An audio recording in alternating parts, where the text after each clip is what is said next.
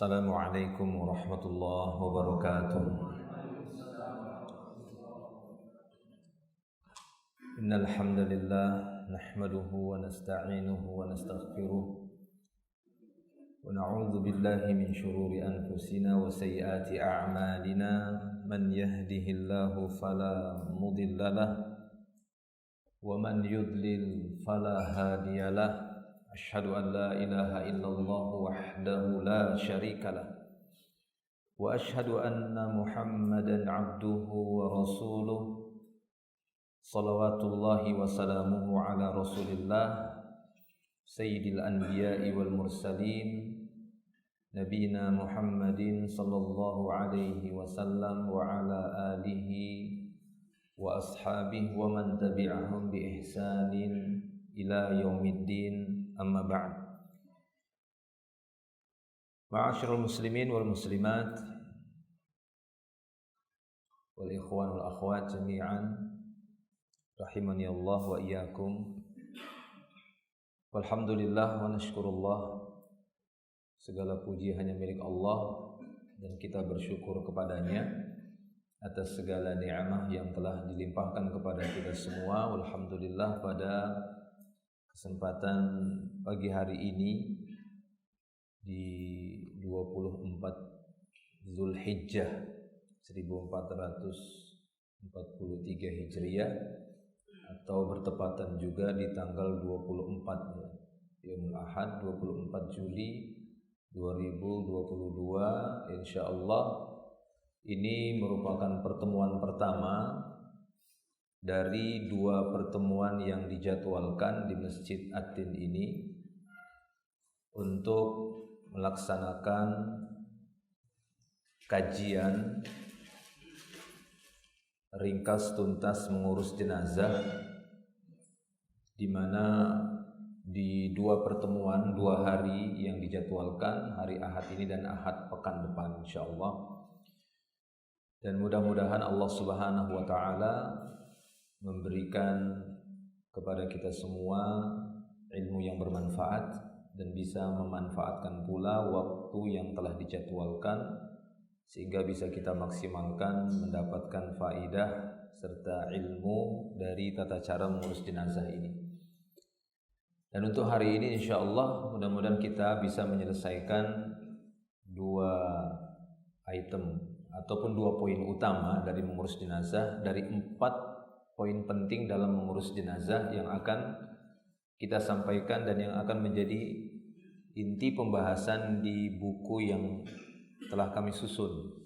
Ya, buku ini sebenarnya sudah kita pakai dan sudah beberapa kali revisi. Yang dahulunya hanya sebatas makalah saja berupa lembaran-lembaran, lalu kita revisi, kita tambahi dengan beberapa pengalaman serta penjelasan para ulama dalam mengurus jenazah. Jadi kita upayakan seringkas-ringkasnya, namun tidak meninggalkan persoalan-persoalan mengurus jenazah yang sangat penting. Kami anggap itu sangat penting dan kami cantumkan.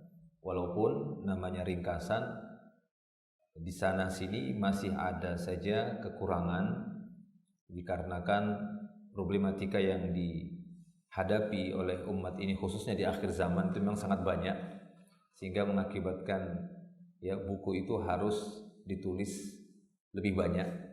Tapi setidaknya kita bisa mendapatkan poin-poin penting dalam mengurus jenazah dari 4 poin penting dalam mengurus jenazah, yaitu dari taksilul janazah, memandikan jenazah, takfinuha, mengafaninya, lalu dilanjutkan dengan as-salatu 'alaiha, menyolatkan jenazah, lalu dafnuha, menguburkan jenazah. Ini 4 poin penting yang mendasari kami juga menyusun buku ini. Karena biasanya ketika ada yang meninggal dunia, kemudian secara umum yang kita dapati kebanyakan kaum muslimin, ketika ada yang meninggal dunia, khususnya dari kalangan keluarga, kerabat terdekat, seharusnya mereka yang lebih utama dalam mengurus jenazah. Tapi tatkala ada yang meninggal dunia, langsung bahasa kita langsung blank. Ya, blank namanya. Langsung gelap gitu ya. Apa yang harus dilakukan? Ya, apa yang harus dilakukan ketika ada yang meninggal ini? Apa yang harus dilakukan? Nah, dengan memperingkas, jadi kita tidak terlalu banyak ya pikirannya ke sana kemari. Dengan ringkasan itu kita bisa langsung mengambil tindakan untuk mengurus jenazah saudara kita, keluarga kita, bahkan mungkin orang tua kita, istri kita, anak kita sendiri, saudara atau saudari kita sendiri. Jadi ingat 4 poin penting itu sebenarnya yang paling utama dalam mengurus jenazah. Memandikan, mengafani, menyolatkan, menguburkan. Ya, walaupun buku-buku yang membahas tentang masalah jenazah itu beragam-ragam, ada yang sangat ringkas, sampai setelah dibaca juga masih banyak pertanyaan. Ada yang memang sangat tebal, tapi sulit untuk meringkasnya. Sangat tebal ini terus ngurusnya gimana? Masih juga bingung ngurus jenazah. Maka kita coba ambil pertengahan. Itu saya ungkapkan juga di muqaddimah tulisan ya buku ringkas tuntas mengurus jenazah ini. Dan 4 poin penting yang saya maksud tadi itu juga tercantum dalam sebuah hadis yang saya cantumkan juga di sini, hadis dari Aisyah radhiyallahu anha. Ketika Nabi Shallallahu alaihi wasallam baru kembali dari Baqi', selesai menguburkan jenazah, kembali ke rumah Aisyah radhiyallahu anha, lalu keduanya saling mengeluhkan sedang sakit kepala. Wa ra'sa, aduh lagi sakit kepala. Beliau Nabi sallallahu alaihi wasallam juga mengatakan demikian. Aisyah radhiyallahu anha juga mengatakan demikian. Lagi sakit kepala dua-duanya. Maka Nabi sallallahu alaihi wasallam pun berkata kepada istrinya, "Ya ma darraki law mitti qabli faghassaltuki wa kaffantuki wa sallaitu alaiki wa dafantuki." Apa yang membuat engkau khawatir wahai Aisyah? Sekiranya engkau yang lebih dahulu meninggal, maka aku yang akan mandikan kamu, aku yang akan mengafanimu, aku yang akan menyolatkanmu, dan aku yang akan menguburkan jenazahmu. Nah, maka dari sini kami mengambil kesimpulan juga bahwasanya ini sebenarnya 4 poin penting dalam mengurus jenazah. Kita ringkas 4 saja. Walaupun bahasan yang berkaitan dengan ini nanti ada seperti sakaratul maut itu sengaja kita cantumkan di sini. Bagaimana kita menghadapi saudara kita yang sedang sakaratul maut. Jangan lagi sakaratul maut malah lari. Takut kesambet. Tapi justru kita melakukan tindakan-tindakan yang tepat sesuai dengan tuntunan syariat. Jangan pula melakukan hal-hal yang tidak ada syariatnya ataupun melakukan hal-hal yang bid'ah. Ya, seperti yang akan kita jelaskan nanti. Jadi itu ya para jamaah Allah Subhanahu wa taala. Mudah-mudahan Allah taala memudahkan segala urusan kita ya dan memudahkan kita dalam melaksanakan salah satu syariat ini secara hukum, bahwasanya semua yang kita bahas tadi 4 poin itu kewajiban, fardun. Walaupun tingkatan fardunnya bukan ain tapi fardu kifayah. Ya, baik itu memandikan hukumnya wajib kifayah atau fardu kifayah, mengafani juga fardu kifayah, ya. Kemudian menyolatkan juga fardu kifayah, sampai kepada menguburkan juga fardu kifayah. Dan di sana ada banyak fardu kifayah yang lainnya sebenarnya, tidak hanya masalah mengurus jenazah saja. Ada fardu kifayah yang lainnya yang disebutkan oleh para ulama dari beberapa hukum-hukum yang diperintahkan di dalam Islam. Baik. Mudah-mudahan jika waktu mencukupi hari ini bisa kita selesaikan 2 poin tadi. Ya, memandikan dan mengafani, sehingga nanti Ahad pekan depan tersisa 2 poin lagi, yaitu bagaimana menyolatkan dan menguburkan. Kalau menguburkan mungkin bisa ada tempat yang kalau bisa langsung buat lahatnya, kuburannya itu lebih ahsan. Tapi kalau tidak bisa maka ya mungkin sebatas apa yang bisa kita contohkan saja ya di dalam masjid ataupun di tempat halaman yang terdekat dengan Masjid At-Tin. Taib. Kita akan melihat yang bagi yang memiliki bukunya bisa dibuka bukunya. Yang tidak memiliki bisa lihat bareng sama temannya yang dekat. Ya, dalam buku ini nanti bisa dibaca muqaddimahnya juga, bagaimana pengalaman ringkas yang saya tuliskan, serta saya cantumkan juga di situ hadis yang saya sebutkan tadi. Ya, hadis riwayat Imam Ahmad, Ibnu Majah Disebutkan juga dalam Mishkah al-Masabih hadis tadi ya, tentang obrolan Rasulullah Sallallahu Alaihi Wasallam beserta Aisyah yang menyebutkan 4 poin tadi. Itu bisa dilihat tuh di halaman 7 Romawi ya. Nah, di muqaddimah. Kemudian 4 pembahasan yang saya maksud tadi, yaitu memandikan jenazah, mengafani jenazah, sholat jenazah, serta menguburkan jenazah. Itu yang akan kita bahas dalam 2 pertemuan ini atau inti dari buku ini, ringkas tuntas mengurus jenazah. Lalu saya tambah di sini materi tentang sakaratul maut, karena saya melihat juga ini pembahasan yang cukup penting berdasarkan pengalaman yang sampai kepada ana pribadi, pertanyaan-pertanyaan yang datang kepada ana pribadi, di mana orang yang bertanya tersebut atau dari beberapa informasi kebingungan saat menghadapi saudaranya yang sedang sakaratul maut.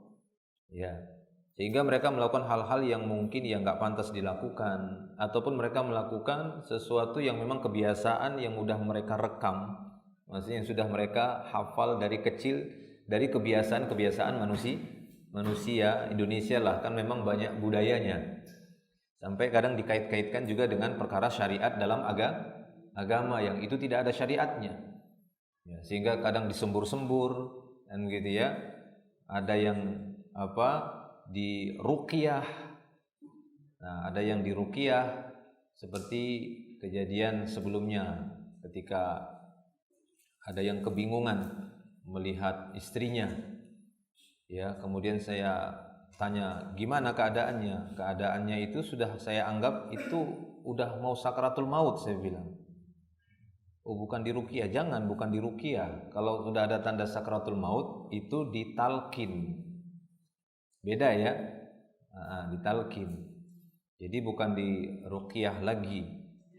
Walaupun secara umum orang yang kita lihat dalam keadaan terkena penyakit, sebuah penyakit, maka boleh-boleh saja di ruqyah.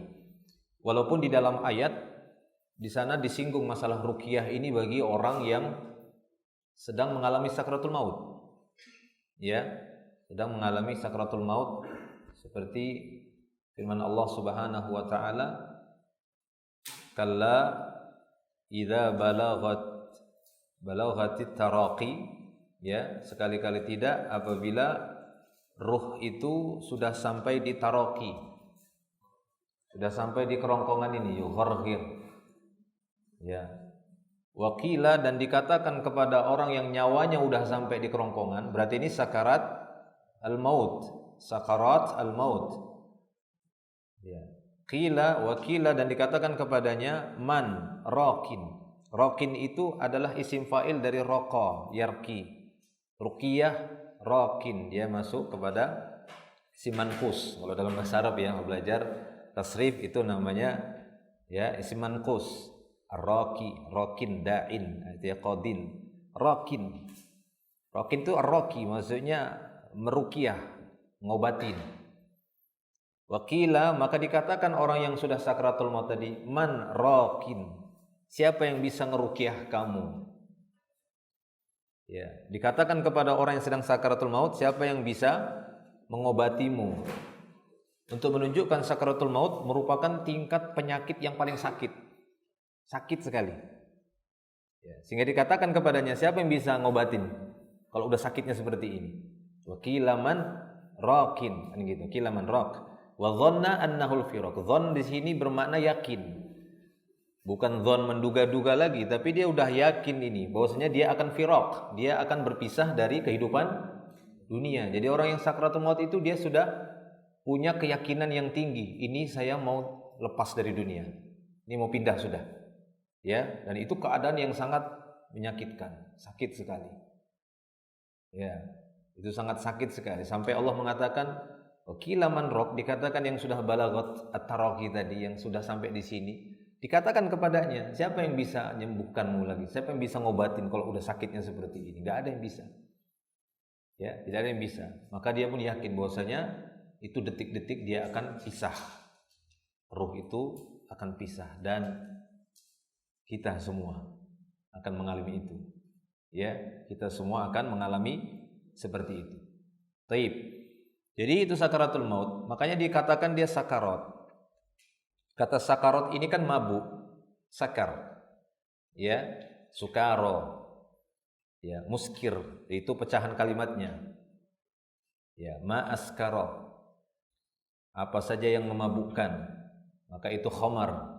Maka khamar itu adalah haram. Jadi kata sakarat itu sendiri itu menunjukkan bahwasanya kondisi maut tadi yang sudah datang, yang akan melepaskan ruh tadi dari badan, itu kondisinya itu ya kurang lebih lah seperti gimana orang yang nggak sadar, kayak dia dibilang pingsan juga enggak, ya. Jadi seperti orang mabuk nggak sadar lagi. Jadi dia tidak seperti orang yang normal yang bisa menahan rasa sakit. Makanya kalau kita pernah menyaksikan orang sakarat itu nggak karuan dia. Kadang lari sana lari sini, ada yang seperti itu, ya. Yang lari sana lari sini. Kemudian sampai manjat jendela, manjat ini manjat itu. Ternyata itu proses sakaratul mautnya. Ya, setelah itu dia baru meninggal. Dan macam-macam. Mungkin ada sebagian tayangan-tayangan video yang kita menyaksikan bagaimana orang-orang ketangkap kamera lagi mengalami sakaratul maut. Nah, seperti itu para jemaah Allah Subhanahu wa taala. Taib. Jadi untuk masalah sakaratul maut ini suatu yang hak. Allah Subhanahu wa taala telah menciptakan keduanya. Alladzi khalaqal mauta wal hayata liyabluwakum ayyukum ahsanu amala. Jadi ini merupakan ujian dari Allah untuk menguji hamba-hambanya siapa yang paling ahsan amal kita itu. Ya, kematian itu suatu yang pasti. Yang belum pasti itu kita mendapatkan rahmah ataukah azab setelah mati. Itu enggak pasti. Kalau matinya itu pasti. Yang belum bisa kita pastikan setelah kita mati, kita mendapatkan nikmah atau mendapatkan niqamah. Nah, itu dia ya. Diganti aja ain sama qafnya. Ya, setelah kita meninggal dunia, kita dapat nikmah atau niqamah. Niqamah itu siksa maksudnya. Kalau dapat nikmah barzakh, alhamdulillah, itu yang sangat kita harapkan. Tapi kalau sebaliknya yang kita dapatkan niqmah, fa na'udzubillah min adzab al-qabr. Kita berlindung kepada Allah dari siksa kubur yang sering diucapkan oleh beliau di akhir salat, setiap salat sebelum salam. Perbanyak itu. Ya, perbanyak meminta perlindungan kepada Allah dari siksa kubur. Taib. Jadi kematian ini suatu hal yang pasti dan tidak bisa dihindari.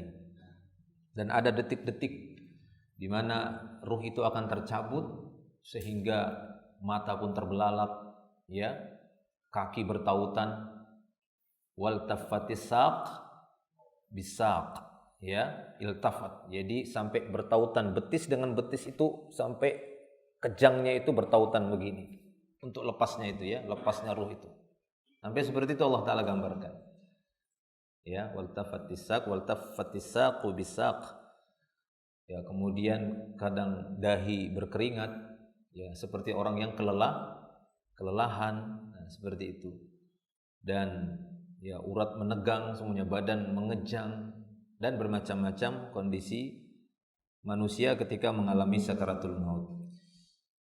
Nah, Nabi SAW juga mengalami itu untuk menunjukkan bahwasanya benarnya sakaratul maut. Seperti yang saya sebutkan di sini sampai beliau mengucapkan kalimat tauhid, la ilaha illallah inna lil maut sakarat. Kata beliau, la ilaha illallah, tidak ada ilah yang berhak diibadahi kecuali Allah. Sesungguhnya pada kematian itu ada saat-saat sekaratnya. Ya, saat-saat sekaratnya, puncak sakitnya. Makanya orang-orang yang beriman lebih banyak dikurangi dosanya. Ya, dan banyak sekali dikurangi dosanya. Karena sakarat itu tingkat sakit paling sakit. Penyakit-penyakit kita kan banyak kena penyakit lah gitu ya. Sakit ini, sakit itu, sakit ini, sakit itu. Itu penggugur dosa kan? Kalau kita sabar kan itu. Bagi orang beriman kan janjinya dosa atas setiap musibah. Makanya musibah yang paling berat itu sakaratul maut. Dan dosa yang digugurkan insyaallah lebih besar. Ya, sehingga dia bertemu dengan Allah enggak bawa dosa. Memang sih menakutkan. Ya, tapi kalau kita menghadapinya dengan kesabaran, sebagaimana kita menghadapi musibah yang lain dengan kesabaran, maka insyaallah sebagaimana yang disebutkan oleh Nabi SAW dalam hadisnya, la yazalul mu'min la yazalullah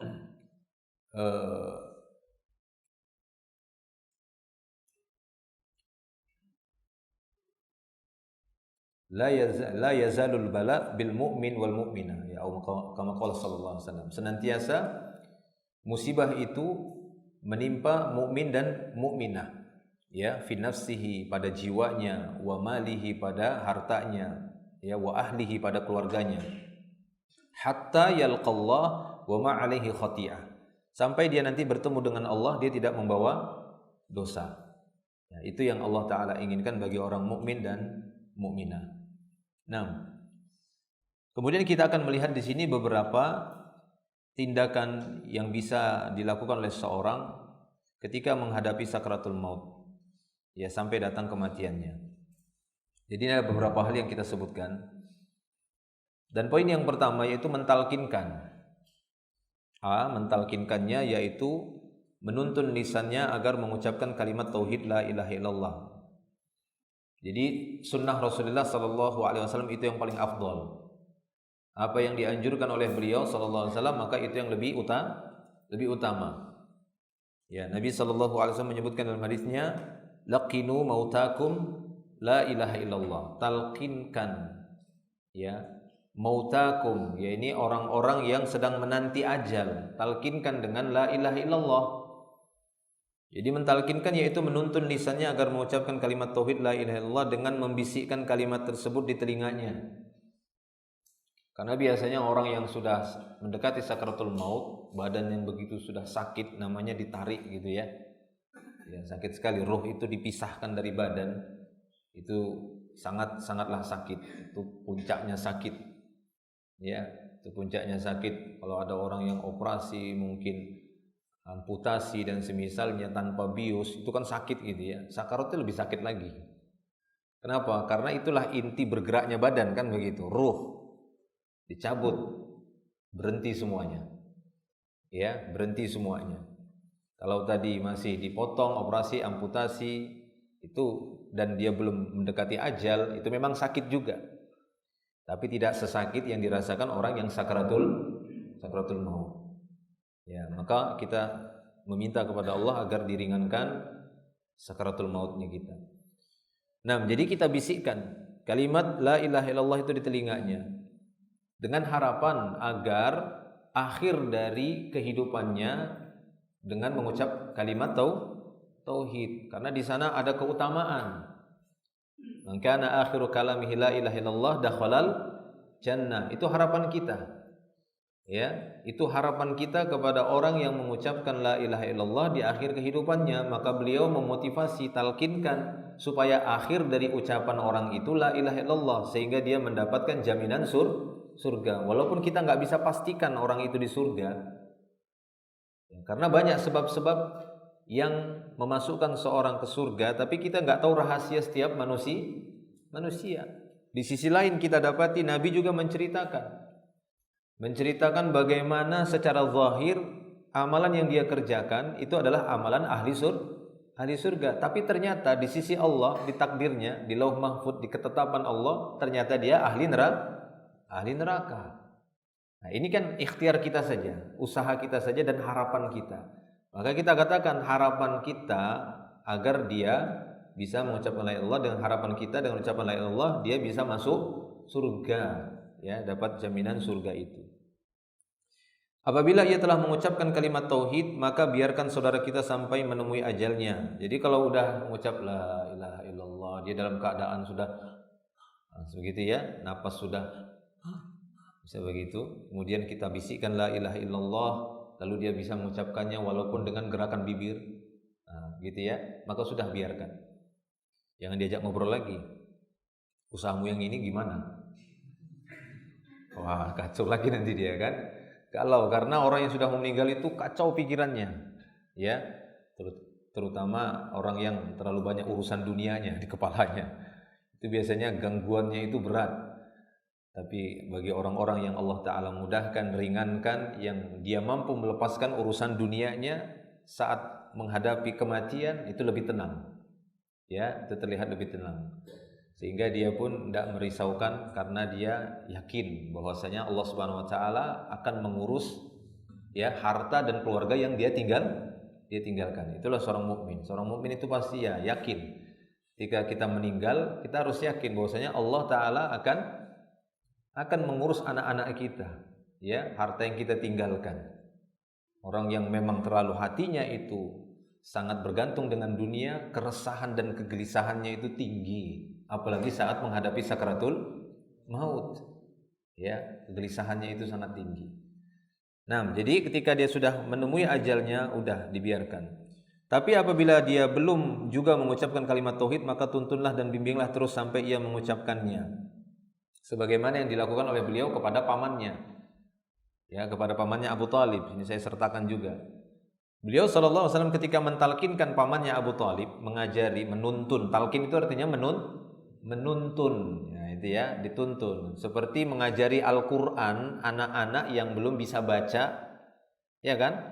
Pendidikan dini yang di bawah SD, TK, PAUD dan semisalnya. Itu kan dengan metode talkin. Karena mereka belum bisa baca sendiri, belum bisa hafal mandiri. Tapi dengan mengikuti tuntunan guru, ayo ikut. Alhamdu katanya.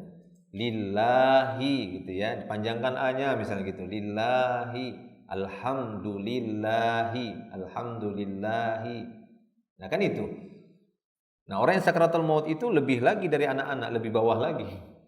Ya, berat lidahnya, gitu ya, berat lidahnya, karena udah mau ditarik-tarik nyawanya, ya itu berat lidahnya. Sehingga kalau belum bisa, dia belum mengucapkan, bisikkan terus, la ilaha illallah, ya, la ilaha illallah. Itu mungkin berhenti sejenak, ditalkinkan lagi. Yang paling afdol sebelah kanan, karena kebaikan-kebaikan itu utamakan sebelah kanan, bisikkan dari sisi sebelah kanannya. Gimana Ustaz dari sisi sebelah kiri? Ya nggak apa-apa juga gitu ya. Cuma lebih keutamaan kanan itu dibandingkan kiri, itu keutamaan kanan dalam hal kebaikan. Baik. Nah Nabi SAW ketika mentalkinkan, menuntun pamannya untuk mengucapkan la ilaha illallah bukan sekali, tapi berkali-kali. Ya disebutkan beliau terus mengulang-ulang kalimat tauhid tersebut kepada pamannya. Jadi diulang-ulang sama beliau. Jadi diulang, ayo ammi, ya ammi, qul la ilaha illallah, ya kalimah asyhadu laka biha indallah yaumil qiyamah. Ini kalimat yang akan aku jadikan sebagai saksi untuk membelamu nanti pada hari kiamat. Diulang lagi sama Nabi, diulang, enggak sekali aja. Ya, tapi berkali-kali. Nah, di sini juga saya sertakan di catatan kaki ada sebagian syubhat sebagian orang dengan mengatakan, wah, menalkinkan orang yang sudah sakaratul maut itu jangan la ilaha illallah, tapi cukup dengan Allah saja. Maka ini agak tepat, ini menyelisihi sunnah. Ya, hadisnya jelas perintah Nabi, lakinu mautakum la ilaha illallah, talkinkan orang yang akan menemui ajal di antara kalian dengan la ilaha illallah. Ya. Karena ini afdhalul zikr. Zikir yang paling afdal. Jadi zikir itu kan suatu kalimat, susunan kalimat yang mengandung makna pengagungan sempurna. Kalau Allah saja, ini hanya nama, belum kepada pengagungan. Mana bentuk pengagungan kalau menyebut Allah? Allah. Ada nggak bentuk pengagungannya? Belum ada. Itu masih namanya saja. Ya, Al-Azim. Kan nama Allah itu kan? Mana bentuk pengagungannya? Belum. Walaupun maknanya agung. Makna setiap nama Allah itu mengandung ya hasan, husna. Nama Allah itu baik kandungannya, tapi ta'zimnya itu belum kelihatan. Kapan dia bentuk pengagungan dengan nama Allah? Ketika digandeng dengan kalimat yang lain. Ya, tasbih seperti kata gantinya masdarnya subhan. Nah, itu digabung, diidhofah, dia tarkib idhofi. Subhanallahi, nah baru dia sempurna, maha suci Allah. Allahu Akbar, baru sempurna dia. Lihat saja zikir-zikir yang diajarkan oleh Nabi. Pernah enggak Nabi zikir Allah? Pernah atau tidak? Al-Azim, Al-Azim, Al-Azim, Al-Azim, Al-Azim. Enggak ada begitu, enggak ada asarnya, enggak ada riwayatnya, enggak pernah Nabi zikir gitu. Karena itu hanya menyebut nama, bukan mengagungkannya. Pengagungan itu dengan tarkib idhofi namanya, pengidofahan kalimat dengan kalimat. Allahu Akbaru, kan gitu ya, subhana dan Allah. La ilaha illa Allah. Nah itu ditarkib, disusun. La ilaha illallah. Ya, inna lillahi wa inna ilaihi raji'un. ya kalimat istirja. Ya, kalimat takbir Allahu Akbar, tasbih subhanallah, tahmid alhamdu dan lillahi ditarkib. Ya, demikian juga kalimat tauhid ini talkinkan dengan la ilaha illallah, talkinkan dengan kalimat tahlil. Nah, ini ya, tahlil apa Allah tahlil itu? Bukan, tahlilan itu ucapan la ilaha illallah, takbiran Allahu Akbar, tasbihan subhanallah, kan begitu, tahmidan alhamdulillah, istirja'an innalillahi wa inna ilaihi raji'un, ya, hauqalah la haula wala quwwata illa billah. Tidak ada zikir itu yang diajarkan Nabi itu cuma nama Allah saja. Apalagi Allah diringkas lagi hu. Lebih ringkas lagi, lidah ditaruh di langit-langit. Ya itu saya belajar waktu kecil begitu. Saya kecil udah belajar begitu gitu ya. Karena saya di lingkungan tarekat Naksabandiyah. Ya, buku-buku Naksabandiyah saya dulu banyak. Ya, dan ajaran-ajaran seperti itu dari kecil. Ya, kemudian mengenal bagaimana manhajnya para sahabat atau dikenal dengan sunnah, maka dengan memahami sunnah ternyata lebih terang pikiran ini, kan begitu ya, lebih enak. Kalau mengikuti, aduh berat sekali, gitu ya, berat. Taib, alhamdulillah ala ni'mati sunnah. Nah, jadi demikian para jemaah untuk Allah Subhanahu Wa Taala. Jadi tidak tepat ya Allah. Kemudian tidak tepat juga talqin itu setelah meninggal. Ya, waktu ibu saya meninggal, kelas 3 SD, saya kelas 3 SD, ibu saya meninggal. Setelah meninggal, kemudian ibu saya ditalkinkan. Karena saya hadir di situ, kuburan itu. Kelas 3 SD, udah ingat lah. Dan saya ingat terus kan gitu ya, masih ingat. Itu ditalkinkan sama Bilal. Bukan namanya Bilal, itu penyebutan di kampung saya namanya Bilal. Nggak tahu kok di sini. Tukang baca, tukang mandiin jenazah, ngurus jenazah, namanya Bilal. Bukan namanya ya, penyebutannya. Di sini apa namanya? Enggak ya. Di kampung saya Bilal namanya. Di kampung saya banyak Melayu juga. Ya. Jadi itu ditalkinkan setelah meninggal. Ya, setelah dikuburkan. Nah, ini kan tidak tepat seperti itu. Karena pertama ya memang enggak pernah Nabi melakukan seperti itu, tidak ada syariat seperti itu, enggak ada contoh juga dari seperti itu, tidak ada isyarat dari Nabi, enggak ada tuntunan dari Nabi SAW. Ya. Tapi justru yang dicontohkan oleh Nabi adalah mentalkinkan itu saat menghadapi sakaratul mautnya tadi, supaya akhir kalimatnya itu la ilaha illallah, yang dengan harapan itu kita berharap dia bisa masuk surga. Taib. Itu ya masalah talqin, jelas. Jadi seperti itu. Ketika kita dapati tanda-tanda pada seorang itu sudah dekat kematiannya, kita talqinkan. Sekiranya dia setelah mengucap la ilaha illallah tambah sehat. Ya gitu ya. Bahkan ditunggu sehari, 2 hari, 3 hari enggak meninggal, malah bisa jalan. Bisa bekerja lagi, alhamdulillah. Berarti hidup lagi. Lanjut lagi gitu ya. Lanjut lagi, enggak ada masalah. Cuma pengalaman saya pribadi, orang yang ditalkinkan saat sakarat lalu dia mengucapkannya, biasanya lebih tenang keadaannya dan kelihatannya seperti sehat, padahal setelah itu dia meninggal. Ya.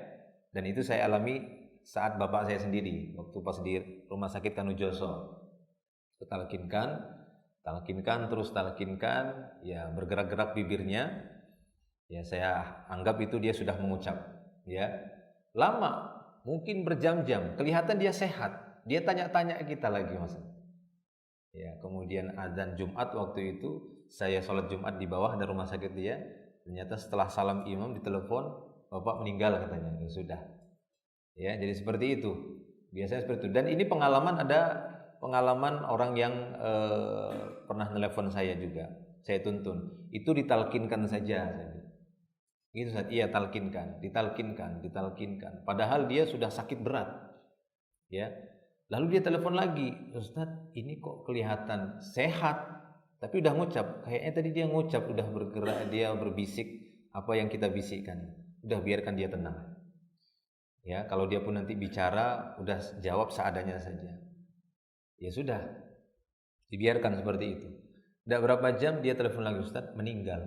Kan gitu ya. Jadi kadang memang seperti itu kondisinya. Setelah mengucap la ilaha illallah justru dia terlihat tambah tenang. Nah, kalau sudah tambah tenang seperti itu sudah kita biarkan saja. Kalau dia pun bertanya ini bertanya itu, jawab seadanya saja.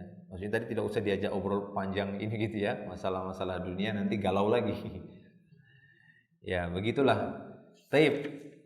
Kemudian jika sudah terlihat kematian padanya dan jelas dia telah meninggal dunia, ya itu bisa dilihat dari tanda-tandanya, yaitu dengan melihat terbelalak matanya ya. Terbelalak biasanya kan kalau sakaratul maut itu sudah selesai, dia meninggal, maka mata itu akan terbelalak dan melihat ke atas. Ya, dia akan melihat ke atas seperti itu. Ini berdasarkan sabda Nabi SAW, Inna ruh idza qubida tabi'ahul basar. Jadi ruh ini yang ada pada badan, yang bersatu dengan badan kita, jika sudah tercabut, idza qubida kata Rasulullah, tabi'ahul basar, maka mata ini masih bisa ngikutin itu. Allah Ta'ala jadikan mata ini ngikutin ruh itu. Jadi dia terbelalak ya saat ruh ini tercabut. Nah jika tanda-tanda kematian pada seseorang itu sudah jelas gitu ya, terbelalak matanya atau dahinya sudah kelihatan berkeringat. Ini saya saksikan langsung ya waktu pas meninggalnya ayah saya gitu ya, ini sudah berkeringat. Nah seperti itu, meninggalnya pas hari Jumat. Pas daurahnya Ustadz Firanda waktu itu ke Balikpapan ya. Disolatkan pas waktu itu dinasai. Jadi berkeringat, ini dahi berkeringat, nafas sudah berhenti. Itu bisa dilihat dari nafasnya, itu sudah berhenti. Urat leher dan urat jantung itu enggak bergerak ya, tidak berdetak lagi. Itu mungkin tim medis juga itu ya, butuh bantuan untuk melihat gitu ya, dari sisi detak jantung. Itu bisa dilihat itu urat nadi, itu apakah masih ada pergerakan ataukah tidak. Karena kemarin ada yang cerita juga sama anak itu, ketika ayahnya di kampung itu dikabarkan meninggal dan udah diumumkan di masjid, kan biasa gitu ya, kebiasaan gitu ya, diumumkan. Ada anaknya yang di Balikpapan ini cerita ya sama kita waktu itu. Lalu si anak ya mungkin standarnya kan begitu ya, coba dibawa dulu ke rumah sakit atau ke tim medis untuk benar-benar memastikan bahwasanya dia sudah meninggal. Kata orang kampung, enggak, ini sudah meninggal, udah nggak ada napasnya lagi, nggak bergerak lagi. Tapi si anak tetap ngotot, cobalah biar memastikan saya yang di luar kota ini gitu ya, untuk anaknya benar pasti meninggal atau tidak. Dibawa ke rumah sakit. Setelah dibawa ke rumah sakit, ternyata hidup lagi, masih hidup. Masih ada umurnya setahun lagi. Setelah setahun baru betul-betul meninggal. Ya, itu kejadian itu, masih hidup ternyata. Jadi benar-benar dipastikan dulu. Tapi kalau sudah jelas, ya maka tadi mata yang terbelalak itu dipejam, ya, dipejamkan. Saya juga punya pengalaman kemarin waktu menemani anak saya masuk rumah sakit yang paling kecil, si Umar, ya, lagi nemani, lagi jatah jaga dia sama istri, masih bergantian, dia sakit demam berdarah gitu anak di rumah sakit Kanujoso juga. Tiba-tiba ditelepon bahwasanya paman dari istri ini kena serangan jantung. Ya, kena serangan jantung. Iya. Ini lagi dilarikan ke IGD gitu ya, ke UGD-nya gitu, daruratnya. Siapa tahu bisa bantu-bantu ke sana. Maka saya langsung izin sama anak gitu ya, tunggu sebentar, saya turun dari kamar langsung menuju darurat di situ. Saya tanya, ada nggak pasien atas nama ini? Oh ada. Di mana itu? Baru saja meninggal. Terkejut saya. Innalillahi wa inna ilaihi raji'un. Ya, langsung saya doakan. Bisa nggak saya diizinkan untuk lihat? Oh boleh, tanya, dibolehkan. Saya lihat waktu itu, saya buka penutup kepala, itu matanya terbelalak. Ya, matanya terbelalak ke atas. Ini baru meninggal. Iya, baru aja ini meninggal.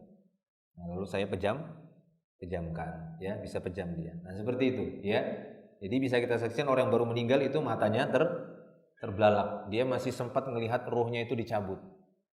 Nah seperti itu. Sebagaimana hadis Nabi Sallallahu Alaihi Wasallam. Taib.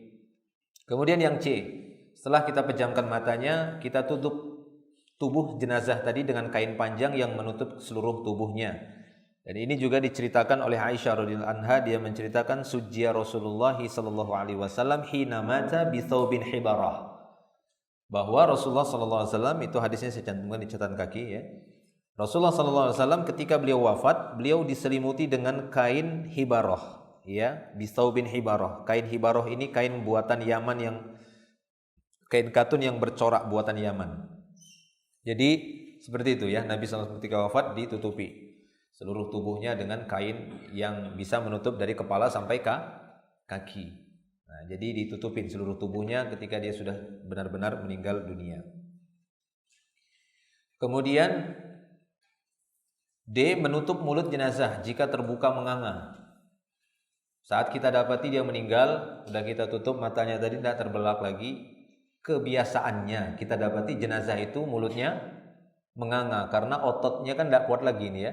Ada yang memang langsung mingkem, tapi ada yang otot rahang ini sudah nggak kuat menahannya, jadi terbuka begitu ya. Nah, ini tidak mengapa ditutup dengan kain ya, dengan diikatkan. Nanti ketika mengafani itu dilepas ya, itu dilepas saja saat nutup ngafani itu. Kafan itu kan maksudnya bungkus gitu ya. Kain kafan, kain bungkus. Takfin itu artinya membungkus mayit ya, mengafani mayit. 6. Tujuannya apa kata para ulama? Untuk mencegah. Maklum ya, saya kan mantan, enggak mantan lah. Masih lah, bukan ya. Masya Allah, kopi ini. Saya dulu waktu pas di Jogja, pertama kali saya di Jogja, aku ngomong sama teman-temanku begitu. Aku 4 tahun di Jogja ini, enggak kentara lagi Batakku. Ketawa semuanya. Alhamdulillah sekarang udah enggak kentara lagi Batakku ya. Taib. Ya, jadi tujuannya adalah untuk mencegah itu ya, hewan-hewan melata, serangga itu masuk ke mulut. Ini tujuannya untuk memuliakan sesama kaum muslimin. Ya, jadi melayani ataupun mengurus jenazah muslim itu seperti kita mengurusnya saat hidup. Ya, selembut-lembutnya kan gitu ya kita perlakukan. Jangan karena udah meninggal asal-asalan saja, enggak boleh. Karena ada dalam hadis Nabi mengatakan mematahkan tulangnya seorang ya jenazah atau mayit mukmin itu sama seperti mematahkan tulangnya saat dia masih hidup, sama saja. Nah, itu beliau memberikan perumpamaan yang memang paling kasar, matahkan kan gitu ya.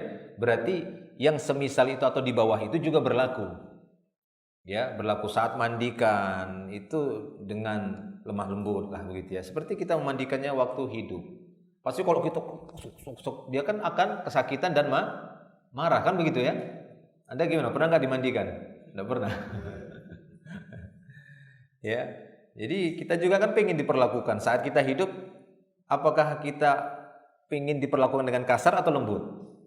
Dengan kasar, dengan lembut. Nggak ingin kita diperlakukan dengan kasar gitu ya.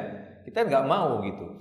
Makanya Rasulullah SAW mengatakan hendaknya seorang itu mendatangi saudaranya dengan sesuatu yang dia juga senang didatangi dengan cara seperti itu. Kalau kita senang didatangi dengan cara yang baik, yang lembut, kita juga nanti mendatangi saudara kita dengan cara yang baik dan lembut. Nah, begitu. Ya, jadi berimbang kan begitu ya. Kita adil di dalam bermuamalah. Jadi itu kita berusaha untuk melindungi agar hewan-hewan dan serangga tadi nggak masuk ke mulutnya untuk memuliakan dan menjaga jasmaninya, ya jasadnya atau badannya.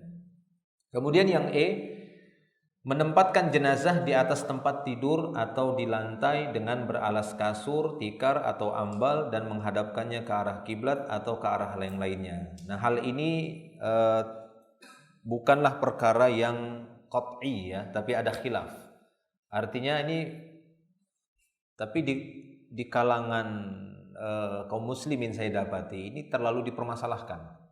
Ya, sering kita dapati saat jenazah baru meninggal dunia diletakkan di rumahnya, ditutup dengan kain kan begitu ya, yang panjang atau tadi rahangnya mulutnya ditutup. Kemudian diributkan ataupun ya dipermasalahkan masalah posisinya. Ya, posisi ataupun tempatnya. Harus tempat tidur, harus begini, posisinya harus begini, posisinya harus begitu. Ya, tidak demikian. Walaupun jelas yang lebih afdol adalah memposisikan jenazah itu menghadap kiblat. Ya, para ulama banyak yang mengatakan demikian. Walaupun ini khilaf, sebagian lagi mengatakan bahwasanya hal tersebut tidak ada tuntunannya seperti itu. Itu saya sebutkan beberapa ulama yang berbeda pendapat dalam masalah ini. Ya, di antara ulama yang menyukai jenazah itu diarahkan ke arah kiblat sebelum dimandikan atau sebelum diantar, itu pendapat ulama Atha, itu ya, salah seorang ulama tabi'in, An-Nakhai, Imam Malik, Al-Auza'i, Ishaq, ya, ahlul ilmi dari kalangan kota Madinah, ahlus Syam, mereka semua menyukai jenazah itu dihadapkan ke arah kiblat. Paham ya, jenazah dihadapkan ke arah kiblat. Ini sebelum diurus ya, sebelum dimandikan dan yang lainnya. Paham nggak gimana jenazah diarahkan ke kiblat? Gini. Ini miring begini. Iya, ini namanya menghadapkan jenazah ke arah kiblat gini. Seperti Anda nanti menguburkan jenazah. Kan begini, itu kiblat kan? Nah, gini posisinya. Paham? Hah? Iya, miring begini jenazahnya. Bukan begini, bukan ini kaki, ini kepala, bukan. Ya, bukan begini, tapi gini. Seperti kita masukkan jenazah ke kubur, iya, ke liang lahat itu, miring begini, ya, di posisikan begini jenazah sebelum dimandikan. Ini yang paling afdol menurut mayoritas pendapat ulama. Jika mampu nggak begitu? Mampu nggak jenazah begitu digitukan? Itu menghadap kiblat. Kata para ulama menghadapkan kiblat, ya, bagi jenazah tadi indal ihtidor, dalam istilah namanya indal ihtidor, ketika jenazah dihadirkan, belum mandi, belum dikafani, itu miringkan begini, seperti posisi sholatnya orang sakit. Gimana posisi sholatnya orang sakit? Tahu enggak tuh? Enggak tahu? Enggak pernah sholat dalam keadaan sakit? Alhamdulillah sehat semua. Begini posisi orang yang sholat, orang sakit berbaring di infus, itu posisi sholatnya itu dimiringkan ke kiblat sana gini. Kayak orang tidur gini. Kita tidur gimana? Tidur yang sunnah gimana? Wah, ini nggak tahu tidur si sunnah nanti. Gini, ya kan? Gini. Ini kan kiblat itu gini. Nah, kaki kita ke sana gitu. Miring kan. Lambung yang kanan itu di lantai, lambung kiri di atas. Begitu sholat, ya, bagi orang yang sakit, sholat berbaring itu dia. Gitu caranya sholat orang yang sakit dalam keadaan berbaring. Paham ya? Jadi itu posisinya, begitu maksudnya ini. Jadi para ulama menyukai menghadapkan jenazah ke arah kiblat begitu. Lah kalau nggak mampu Ustaz gimana? Ya berarti terserah, karena itu juga bukan perkara yang wajib. Itu bukan perkara yang wajib. Ya, itu jika mampu. Dan itu juga diperselisihkan oleh para ulama. Sebagian ulama yang lain tidak menyukai perbuatan itu. Di antaranya Sa'id bin Al-Musayyib. Ya, di antaranya ya Sa'id bin Al-Musayyib, itu bisa dilihat dalam kitab Al-Mughni oleh Al-Imam Ibnu Qudamah. Ya, jika memang itu tidak mampu ya terserah, mau begini, ini kepala misalnya telentang gini, mau seperti ini, ya, kaki ini. Jangan dibilang, wah masa nendang kiblat kakinya jenazah. Nendang kiblat gitu ya. Nendang kiblat gimana nendang kiblat gitu ya. Kalau nendang Ka'bah itu Ka'bah di sana. Bedakan ya kiblat sama Ka'bah. Kalau Ka'bah mana itu Ka'bah? Itu Ka'ab yang segi 4 itu, Ka'ab muka'ab itu ya. Ka'bah itu kan segi 4 secara bahasa. Ka'ab itu artinya muka'ab yang bersegi 4 kubus kotak. Nah itu jadi kiblah, jadi arah, searah. Nah itu dia. Taib. Jadi nggak ada masalah mau gini atau seperti ini, itu tidak ada masalah. Taib. Paham ya? Jadi itu yang dimaksud, itu yang disukai untuk dilakukan indal ihtidor, ya, ketika menghadirkan jenazah di rumahnya, di tempat tinggalnya. Kemudian setelah menempatkan jenazah itu tadi ya di atas, ya terus di atas tempat tidur, di atas kasur, ya, di atas tikar, ambal, ya, itu tidak ada ketentuan. Nah, kemudian ini juga mumpung ingat saat indal ihtidor, saat jenazah tadi dihadirkan, ini saat-saat doa itu mustajab. Ya, doa itu mustajab. Ketika Abu Salamah meninggal dunia, Nabi melihat orang-orang berkata-kata sembarangan. Biasa begitu ya, udah meninggal itu, apalagi di kampungku. Di kampungku itu biasa begitu. Ya, kalau ada yang meninggal itu akan ada gitu ya, niyahah kita bilang gitu ya, robek-robek. Ya, karena keluarga bapak saya ya Nasrani, karena bapak saya mu'alaf. Sering waktu meninggal itu sama bapak saya datang kita gitu ya, tangga sering datang. Ya gitu memang. Nanti datang pakai peti itu, petinya pukul-pukul gitu ya. Kemudian jambak-jambak rambut, sobek. Kemudian dia teriak-teriak dah, menyebutkan apa gitu ya. Oh gitu ya. Seperti itu. Nah, ya itu niyaha, itu tidak boleh. Kalau dalam Islam itu terlarang kan begitu ya. Kita kan kembali kepada ajaran agama yang menjadi keyakinan kita, yaitu Islam. Kita semua disatukan di atas Islam. Apapun sukunya, mau apa budayanya, maka ngikutnya semua kepada wahyu, ya, kepada Islam. Allah Ta'ala nggak mempermasalahkan kita warna kulitnya apa, mau hitam, putih, merah, mau belang-belang gitu ya. Penting bertakwa kepada Allah, kan begitu aja. Mau apa sukunya, mau suku yang A, B, C, D itu sukunya, yang penting bertakwa kepada Allah Subhanahu Wa Ta'ala. Itu dia. Taib. Ya, jadi kemudian yang F ya, mengabarkan berita tentang kematiannya kepada keluarga dan sahabat-sahabatnya, terutama kepada orang-orang yang akan mengurus jenazahnya dari kalangan ahlul ilmi. Jadi masalah an-na'yu itu menginformasikan berita kematian. Ini pada asalnya boleh saja, tapi tidak meniru ya an-na'yunya jahiliyah. Ya, na'yu jahiliyah itu menginformasikan berita kematian di masa jahiliyah itu dengan mengutus orang-orang kemudian untuk berteriak di tempat-tempat yang tinggi, di pasar-pasar, di menara-menara, di tempat tinggi, itu akan ada yang teriak. Ya, fulan meninggal dunia. Fulan meninggal dunia, saksikan jenazahnya. Nah, itu na'yunya ahlul jahiliyah. Itu yang tidak disukai oleh Nabi. Maka itu yang dikabarkan oleh Hudzaifah, sahabat Hudzaifah bin Yaman. Ini saya sertakan hadisnya.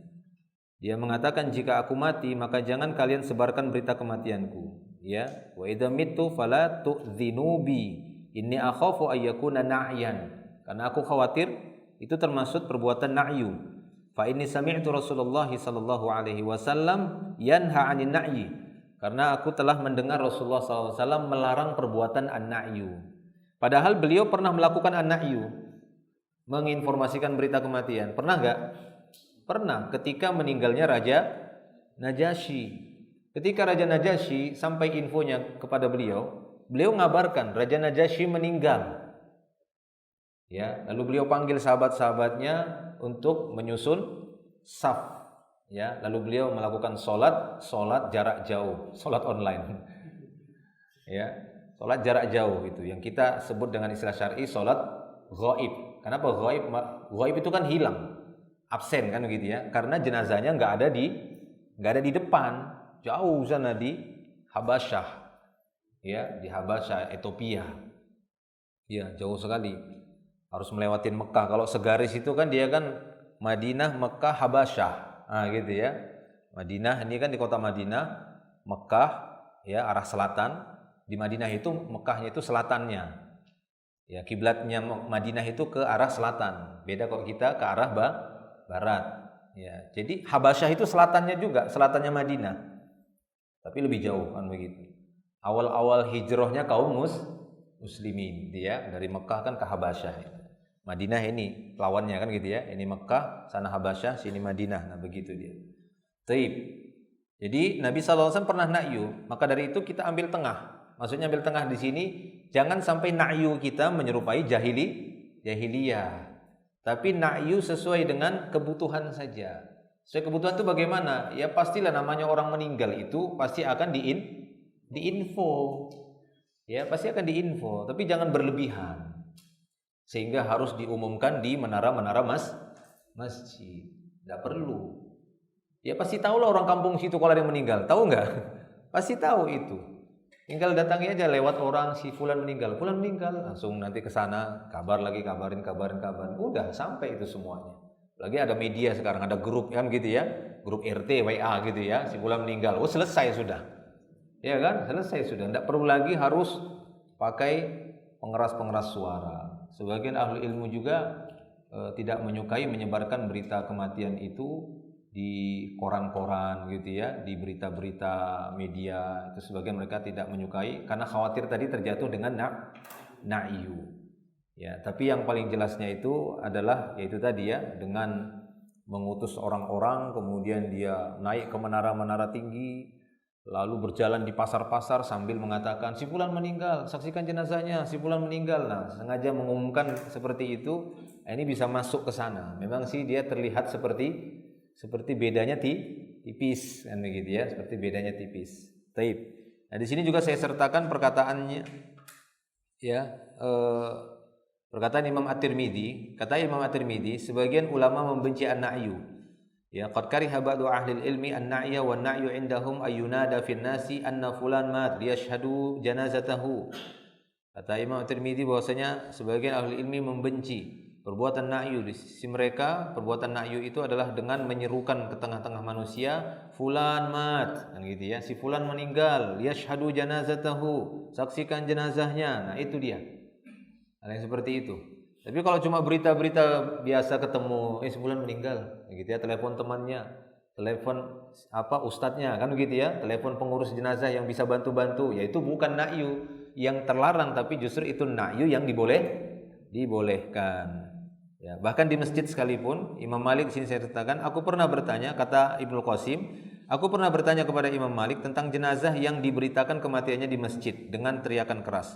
Maka beliau berkata tidak ada kebaikan padanya dan ia pun membencinya. Lalu beliau berkata, aku menganggap tidak mengapa jika disebarkan beritanya di halakoh-halakoh selama menyampaikannya tidak berteriak mengeraskan suara. Jadi tidak apa-apa dikabarkan sama teman di masjid, isi anu meninggal kan begitu ya, kan kita sering gitu kan, si ini meninggal, sudah, yang penting nggak diumumkan secara khusus, pengumuman, Anda perlu begitu, innalillahi wa inna ilaihi raji'un, nggak perlu, dikabarin biasa saja. Tapi jelas ya poin ini ya. Kemudian yang G, segera melunasi hutangnya atau menyelesaikan urusan-urusan muamalah mayit dengan orang-orang yang masih hidup. Ya, segerakan hutang. Hutang itu lebih utama disegerakan, terutama ketika si mayit meninggalkan harta. Hartanya itu lebih dahulukan untuk melunasi hutang, ya. Dan maksimalnya selesai hutang ini sebelum disolatkan. Karena itu kebiasaan Nabi. Nabi akan bertanya sebelum menyolatkan jenazah, beliau akan tanya masalah hutang dulu. Ya. Ketika beliau akan menyolatkan, dimintai untuk imam sholat, beliau akan tanya, ini hutangnya gimana? Udah selesai belum? Kalau belum, beliau akan tunda, selesaikan dulu. Sampai ada yang menjaminnya, kan gitu ya. Saya Rasulullah, saya yang menjaminnya. Si mayit terbebas dari hutangnya, ya, kamu yang wajib untuk membayarnya. Iya katanya. Baru beliau nyolatkan. Ya, jadi selesaikan hutang, ya, batasannya itu ya tadi ya, maksudnya walaupun belum dibayar, setidaknya sudah jelas siapa yang berani menjamin yang akan melunasinya. Sehingga orang-orang yang menuntut hutang tadi enggak menghalangi jenazahnya untuk mendapatkan kebaikan setelah dia mati tadi. Baik, kemudian yang H, mempersiapkan bahan-bahan dan perlengkapan mengurus jenazah. Ini nanti akan kita bahas. Kemudian menyegerakan mengurus jenazah dari memandikan, mengafani, menyolatkan dan menguburkan. Ini saya kasih catatan kaki di situ, sering didapati ya orang-orang menunda mengurus jenazah, ditunda mandikan, ngafani, ditunda disolatkan, ditunda dikuburkan, hanya gara-gara menunggu keluarganya datang dari luar kota. Padahal kalau kita tanya, apakah bermanfaat bagi si mayit sekiranya saudara yang ditunggu dari luar kota itu ya sampai tiba di tempat itu, apakah ini manfaat untuk si mayit? Enggak ada manfaatnya. Enggak ada dalil menyebutkan itu bahwasanya oh si mayit ini akan bertambah bahagia. Kan gitu ya, nggak ada seperti itu karena menunggu saudaranya dari luar kota, nggak ada, ya, tidak ada manfaatnya. Yang bermanfaat bagi si mayit itu tadi, menyegerakan dia. Kalau dia jenazah yang baik, berarti kita menyegerakan kebaikan. Kalau dia jenazah yang tidak demikian, maka kita menyegerakan melepaskan beban dari pundak kita, menyegerakan melaksanakan kewajiban. Kewajiban itu ketika udah sampai pada waktunya, ya, hukum asalnya disegerakan atau ditunda-tunda? Disegerakan kan? Kan ini kan kewajiban. Ini kewajiban atau sunnah? Kewajiban. Sebuah kewajiban itu pada hukum asalnya disegerakan ketika sudah sampai waktunya. Ini kan udah sampai waktunya, ya, yaitu meninggal dunia udah sampai itu waktunya, berarti segerakan. Makanya Rasul mengatakan asri'u bil janazah, segerakan mengurus jenazah, jangan ditunda. Masa ditunda gara-gara wanita, ditunda gara-gara ya Apa? Gara-gara keluarga, gara-gara menunggu keluarga tadi. Ya, jangan ditunda. Sementara perintahnya ini perintah syariat, perintah Allah dan Rasulnya itu dikalahkan karena menunggu keluarga, nggak boleh. Paham ya, jelas ya. Jadi diharapkan ya kaum muslimin memahami itu. Ya, segerakan. Kalau menunggunya itu sambil diurus jenazahnya kemudian bisa ditunggu, ya ini kadang ditunggu itu sampai waktu yang sangat lama. Harusnya bisa diselesaikan hari ini, sore ini bisa dikuburkan, ditunda sampai besok lagi. Wah, itu kelamaan. Baik ya. Kemudian kita masuk memandikan jenazah. Enggak ada jamnya.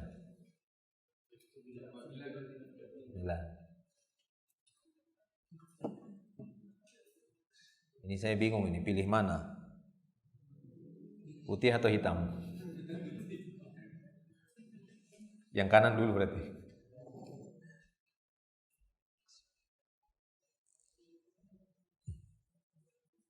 Air putih apa? Soda ini.